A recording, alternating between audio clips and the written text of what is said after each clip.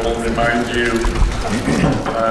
a little of what we talked about this morning, and I'll show you underneath that Richard, talking about the whole data cycle, the importance of sample design, the importance of long-term monitoring, and issues on data integration.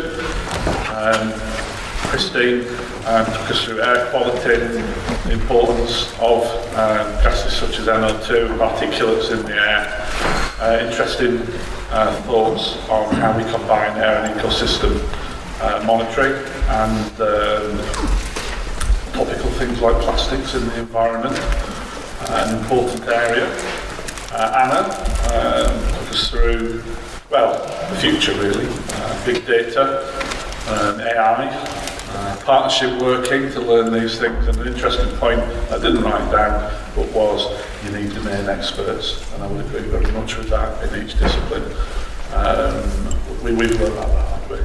And Anna, here we go, the tour de force of power of citizen science, and probably a really good example of how much the British public think of the environment and the importance if they're prepared to dedicate their own time for free to help us monitor the environment, but also how that has to be corralled into good science and augmented so we can get official statistics and such from it. And finally, a very good underpinning talk from Peter about the importance of good science and good statistical design as we face the challenges of big data, multiple data sources, probably not of the sort of provenance we might have been used to, but nonetheless with a lot of power in there, and that relationship between traditionally collected data and big data, I think we all understand is going to change. So, the speakers will be happy to take individual questions directed at their respective talks, but also you can direct a question to the panel. Don't feel restricted solely to the talks, but do try and keep it to monitoring and monitoring requirements and the things we were talking about this morning. No virus talk or anything like that. And then what we'll do at the end is, we want to learn from you. We want to build a better consensus on the way ahead, and we will collect. We'll be noting this evening videos, and we'll be building that into our strategy of the UKEOF and the work it does. And I think there'll be a publication ready for that on our website. So I'm going to ask somebody to be brave. Thank you.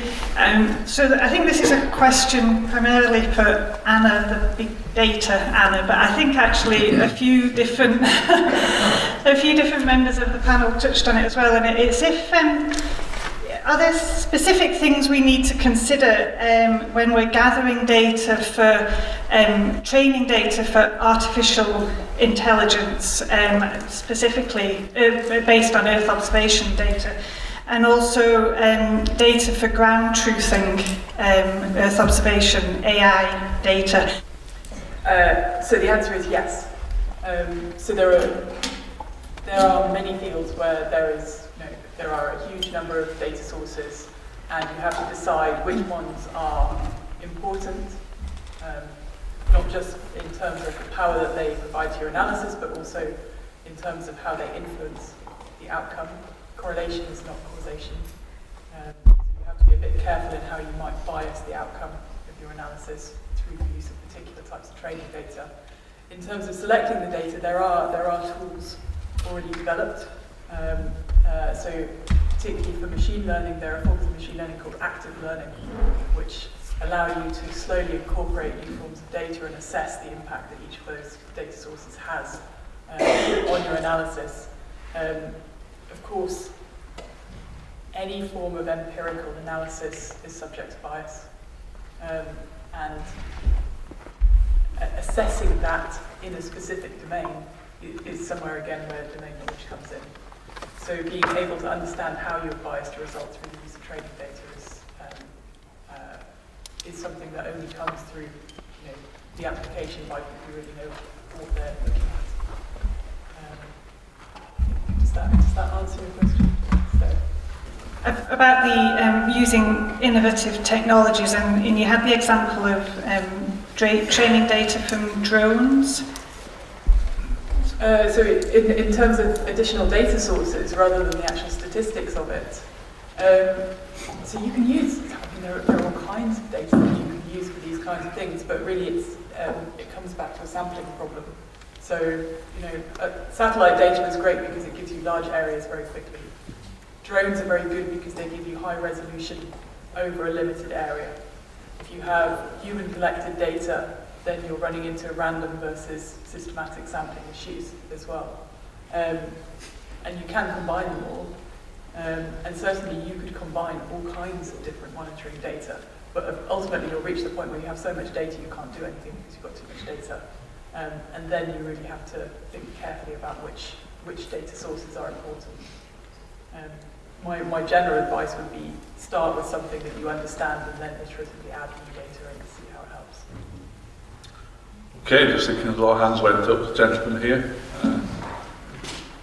Charcoal jacket. So if we think about data and data that helps the UK or the UK PLC to make the right decisions about the management of our environment, shouldn't we be focused so that we can have the right prescriptions to take action? For example, disruptive action in diffuse real pollution and understand the pathways and therefore do stuff on the land rather than in the water.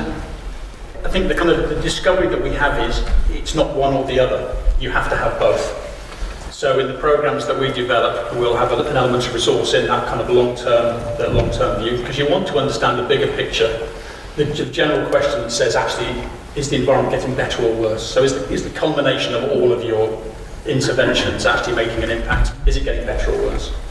But then you obviously have to do something. You want to understand actually what kind of policy interventions you want to put in place, where you're best targeting the resources that go with it.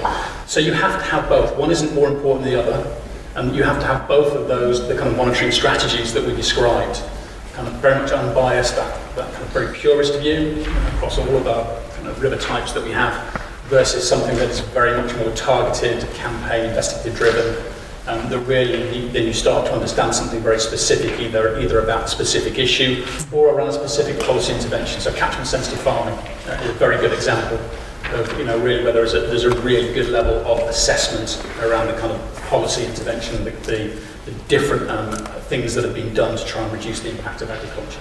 So yeah, it's both, it's not one or the other. So, okay, we have something targeted as well, but do we know enough about the pathways of that pollution? And can we disrupt the pathways? So in essence, the bit that I guess that we talked about and part of, I think, of that is the last slide that we showed around this evidence and decision making. So Jennifer Taylor's in the audience, she leads on this for the organisation. That's really about bringing those bits of information together. So do we have that perfect knowledge yet? No, I don't think we do. I think in some areas much better than others. But understanding policy, behaviour, impact, key in water, it's just as key, I would say, in air quality and in a whole range of other areas as well. It's a common thing, and it's one of the real benefits of how you integrate those kind of different data sources to be able to understand those interactions, and therefore really the effectiveness of otherwise of some of those policy interventions. Okay, a lady again in a charcoal jacket. So my question to the panel is, am I threatened, am I going extinct, or are we in fact in symbiosis? Does future development recognise and continue to support the need for the people in the field? Just as chair I had from Robert at the beginning of the day, very definite support chief scientist actually stated about the importance of field work to underpin this. Well, I'll throw it over to the panel with that memoir from the top. I'll just very briefly say that if we don't fully understand all the effects at an ecosystem habitat level, I would say that the biochemistry and the physical chemistry are still, we've only been learning about it for 50 years. We don't really understand it as well as we should. So I think the ecologists, field scientists are key. And air moves around as much as species move around. So yeah,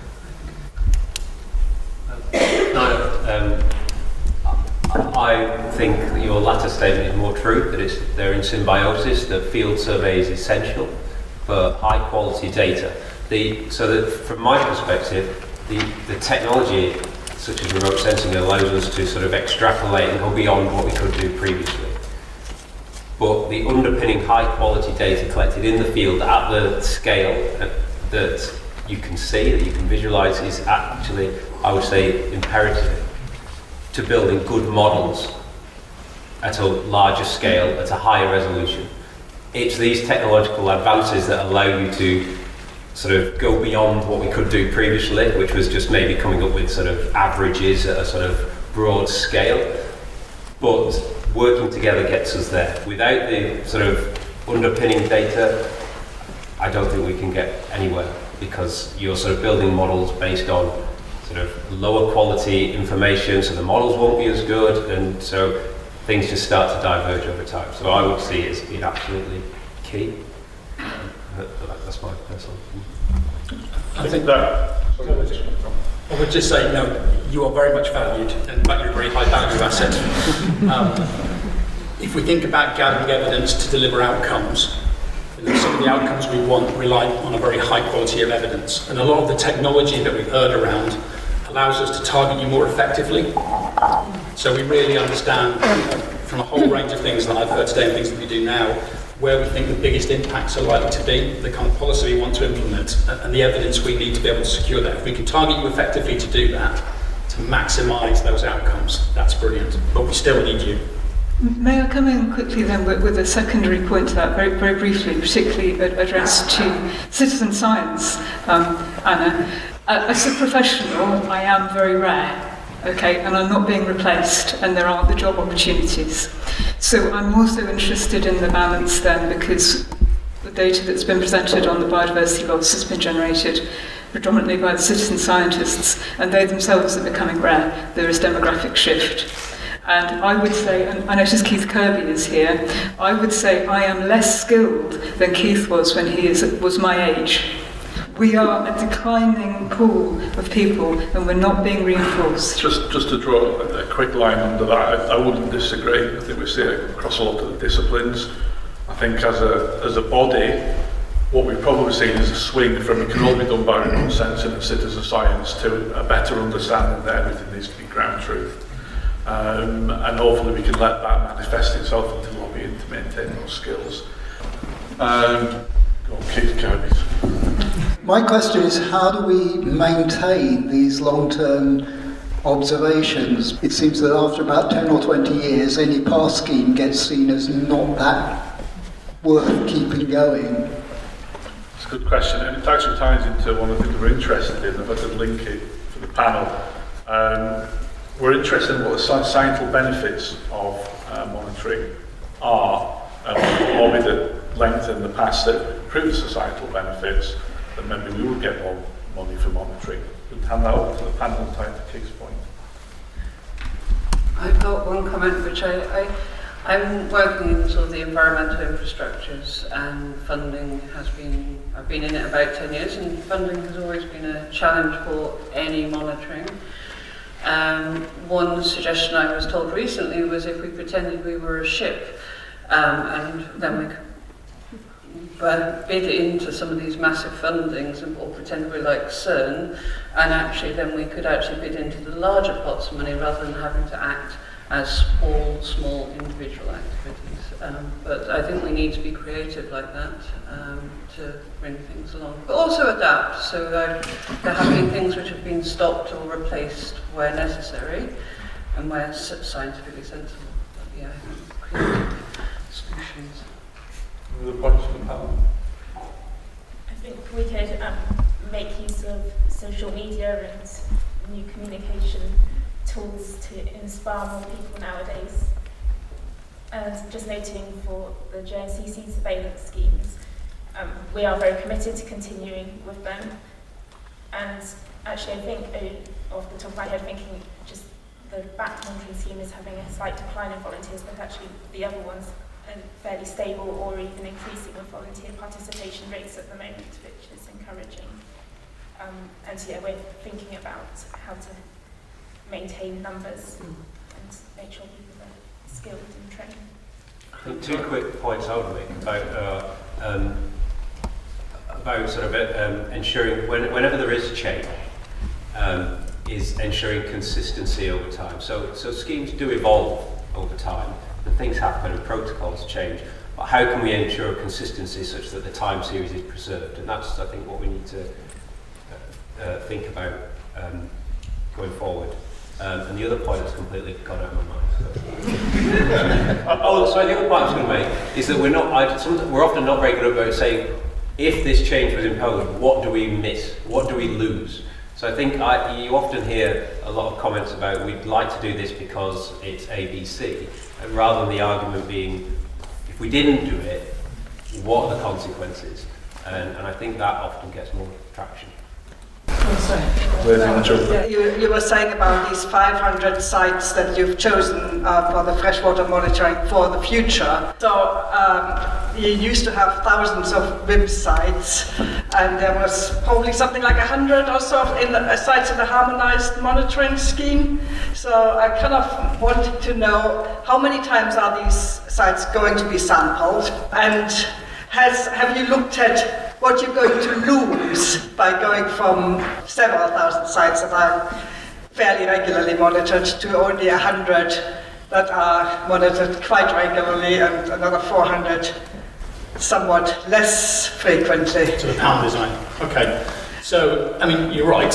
In essence, as the kind of organisation we are, we're always going to have to strike that balance between the resources that we have available to us from various income sources to what we do on the ground. And we're undoubtedly a smaller organisation than we were. So it's still trying to always have that view around where do we best put that resource, and trying to come up with a sensible decision around how much we put into long-term monitoring and the value that gives us, and how much we have to put into the whole kind of regulatory side of things and delivering improvements on the ground. So we always have to strike that balance. It's not a perfect science, it never can be. But at the moment, our view is with this kind of new GRTS type approach, our expert judgment is around 500 sites. So we work at Glasgow University, and we will see what that gives us in terms of change. I'm absolutely convinced it's better than the approach that we've had with the Water Framework Directive. It gives us much better coverage in our headwaters, much lower reliance on the kind of lower end of the rivers. And for some of the other schemes that we continue, so there are other long-term programs, like harmonised monitoring was one, OSPAR was another, ECM was another. We'll maintain most of those. I think we will, because they had specific purposes when they were designed that we're not looking to necessarily replicate with this network. So I think the view is we will see how much we lose. We hope we won't lose much in terms of what it is that we're actually trying to do, in terms of building that understanding of whether the environment's getting better or worse. Gentleman in the front there. And I'm interested in how we can think about how all the great work that you're doing can be somehow summarised into some bite-sized chunk for the public. So that it's good quality information rather than people relying on headlines from the newspapers. Over to the panel. Well, we think about it. The other day, we had a new graduate in, and she said, "Can we do some infographics instead of the stuffy statistics I like producing?" And about a week later, the minister was saying, "I want a Scottish version." So we produced 10 reports, 10,000 words of documents, single page with some nice pictures on it. And the world's changing the way people consume information, and we probably need to change with it. Have sparked any ideas? We have, there's a couple of artists who've worked with in air quality recently. There's a guy who did use some local sensors to build pictures of a cube of air and what it looks like with the particles, because you can't see the particles. So I think data visualizations, and actually an archiving museum of the air would be quite interesting. I think there's a lot of creative things you can do. There is the NERC does the Big Blue. It has its annual roadshow. I've forgotten what it's called this year, but where we have, I think we had 5,000 to 10,000 people through looking at the exhibits. We can show real-time data, get people to see their own plumes, that sort of thing. Any other thoughts on that? So I actually think this is a wider question, which is how can you condense highly complex fields down into a digestible format, both for the public and for policymakers. And you see this being done for specific questions. I mean, a post-parliamentary Office of Science and Technology does this when asked about specific fields. But having that done, I don't know, through post or through some kind of parallel might be more widely useful, because that gives you the scientific credibility, if you like, that you don't get from just Googling, and condenses the information in a useful way. Okay. Mindful of the clock, I'm going to try and hold us to 3 questions. Now, there's a lady at the back, I promised, the reddish jumper. Increasingly, we've got volunteers and citizen scientists involved on the kind of landscape of citizen science. Citizen scientists increasingly are feeling ownership over their data point, and they want to take that data point and know what it means and do something with it. Yet we as a scientific community are amalgamating more and more data points, using more and more complex statistical techniques to try and make sense of all the data.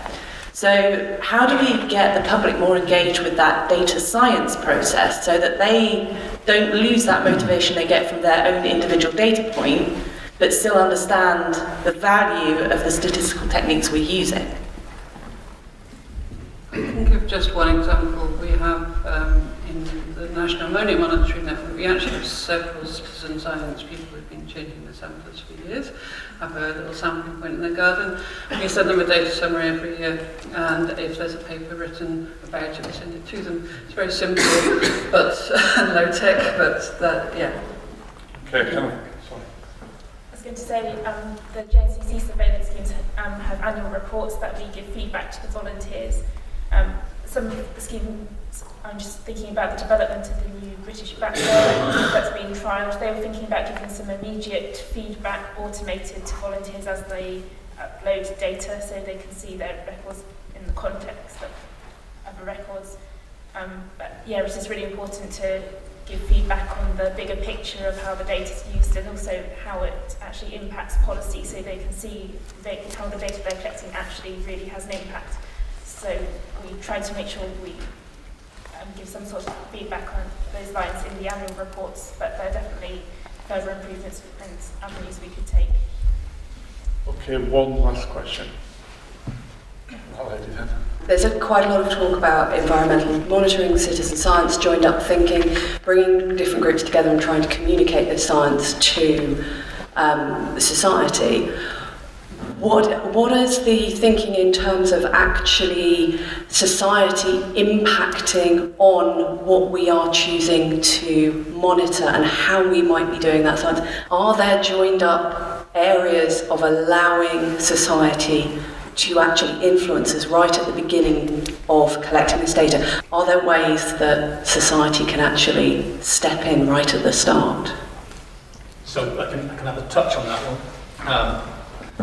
I'm not sure I can give you a perfect answer, but in terms of the work that we're doing, so we're meeting today with the Rivers Trust around what we can do around getting citizen science to help. When to engage is actually at the environmental planning stage. So the way to engage a community in a catchment actually is to say, actually, let's come up with a consensus view actually. What's the state of the catchment? Where are we concerned about? Where are our worries? If we can understand what we're worried about, what are the likely causes? What's the kind of evidence we need to put in some kind of intervention measures? And you take it right back from the beginning, because then you're explaining actually why we needed to gather this kind of information in these kind of places to deliver this kind of outcome. And some of the things you won't be able to do. So really high regulatory activity, that's something we'll do, but there's lots of stuff out there that others can do. But they see the context. And actually, citizen science, not just great at delivering evidence, they can deliver projects as well to deliver outcomes. So they see it in the whole. And I think it's context and communicating that context so people understand the value of what they're collecting and what it leads to, hopefully addresses that problem. Okay, any other points quickly? I would just have a point about in regulation, society needs to come in at regulatory change points. So when there's trying to look through the unintended consequences, one example comes to mind of anaerobic digestion and the proliferation of that due to policy changes, which has had an effect on society, and I would imagine all the local environmental health officials, we've had odour complaints, etc., but we don't understand exactly what's happening, and it's all post hoc, whereas actually having that full environmental think through before the policy might have actually saved a lot of challenges down the way. Okay, I'm sorry to draw that debate to a halt. All those discussions have been recorded and they will be put for consideration for UKEOF's future directions. Quite strong things there. Probably communication and linking public demand to our monitoring programmes can do very strongly. But we can summarise that at the end of the day.